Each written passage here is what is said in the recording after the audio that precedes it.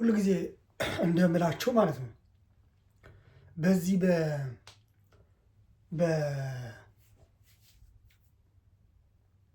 በሰሃራ ሰው እኔ እንደ ሰው ስመጣ ማለት ነው እንደ ሰው አስቤ በሰሃራ ስመጣ በጣም ከባድ ነበረ። ይሄንን ማለት አልፈልግም፣ ግን ከዛ መጥተህ በየትኛውም ዓለም ሄደህ ሰው ለመሆን እንደ ሰው ማለት ነው እንደ ሰው ለመሆን በጣም ነው የሚከብደው። ምክንያቱም እንዲህ ነው አልላችሁም እያለሁ፣ ምክንያቱም ከባድ ነው። ያንን በሰሃራ ምን እንደሚያጋጥም፣ በሊቢያ በሱዳን ምን እንደሚያጋጥም እንደ ማንኛውም ሰው እንደ ማንኛውም ማህበረሰብ የመጣንበት ማህበረሰብ ሲታይ በሌሎች አይን ሲታይ ብዙ እንትን አያሰጥም እና በጣም አይን ውስጥ ነህ ሁሌ አይን ውስጥ ነህ ማለት ነው። ይህንን ማለት ይገባቸዋል መቼስ እና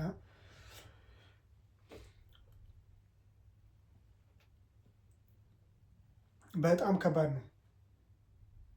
ብዙ ግፍ ተሸክማችሁ ብዙ ግፍ አይታችሁ የሆነ ሀገር ስትገቡ አንደኛ ነገር እውን አይመስላችሁ ማለት እንደ ህልም ነው የምትኖሩት ህይወታችሁ ማለት ነው።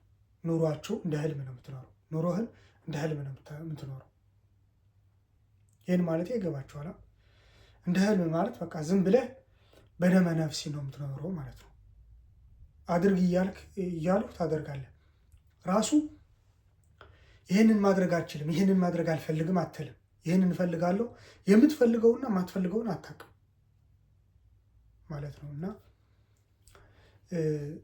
መጀመሪያ ስገባ እንደዛ ነበርኩኝ እኔ እውነት ለመናገር በስንት እኔ የገባሁት በስንት በቃ ሰሃራ ውስጥ እያለን ማለት ነው።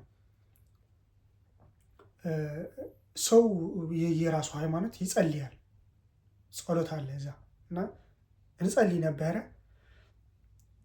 ከዛ ግን ወደዚህ ስገባ ግን በቃ ትበታተናለህ ማለት ነው። በየቦታው ሰው ወደ መረጠው ቦታ ነው የሚሄደው እና ሲሄድ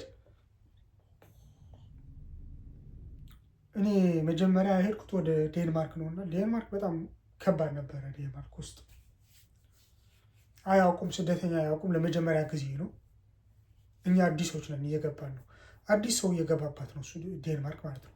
ለዛም ነው ዴንማርክ ሂድ ተብዬ ዴንማርክ የሄድኩት ማለት ነው። እና እዛ ፓዶቫ፣ ሲሲሊያ፣ ከዛ ሮም ወይም ደግሞ ሚላኖ መርጠ ነው የምትገባው።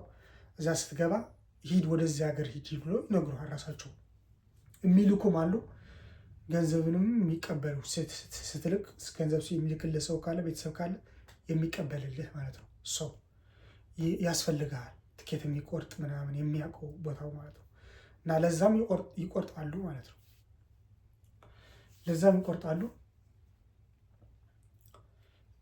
ከባድ ነው። እኛ እዛ ስንቆርጥ እዛ ወደዚህ ስንቆርጥ ብዙ ሳምንት ምናምን ፈጅቶብናል ማለት ሰው በዝቶ ማለት ነው። እና መጀመሪያ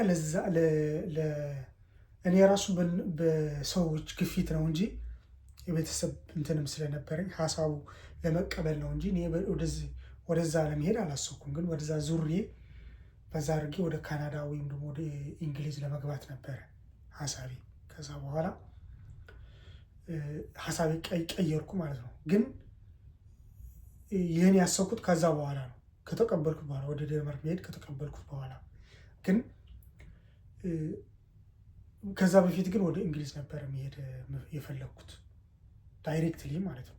ወደ ለንደን ነው የኔ ሀሳብ የነበረው እና ሳምንት ቆየን እዛ። በጣም ተሰቃይተናል።